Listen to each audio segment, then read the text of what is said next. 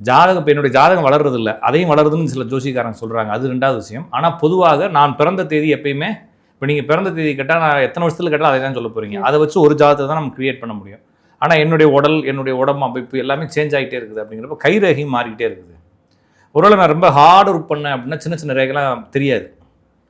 ரொம்ப soft work பண்ணுறேன்னா எல்லா ரேகையும் நைஸாக தெரிய ஆரம்பிக்கும். அப்போ என்னுடைய சூழல், என்னுடைய ஒர்க்கு சம்மந்தமான விஷயங்கள் சம்மந்தமாக இந்த ரேகைகள் மாறுறதும், அது மட்டும் இல்லாமல் இந்த ரேகைகள் சில பிரச்சனைகள் வரும்போது புதுமையாக சில விஷயங்கள் வெளிப்படுத்துறதும் உங்களுக்கு புரியும். இப்போ உதாரணத்துக்கு இந்த இடத்துல புள்ளி இருக்கு இல்லைங்களா, இது மாதிரி நிறைய பேருக்கு உள்ள மச்சம் வரும். திடீர்னு கைரேகைக்கு உள்ள மச்சம் திடீர்னு ஏற்படும்.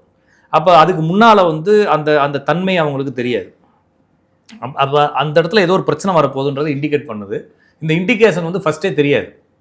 புரிஞ்சுக்கிட்டீங்களா? அது வரைக்கும் அவங்க இப்போ உதாரணத்துக்கு இது வந்து சந்திரமேடுது பேர்.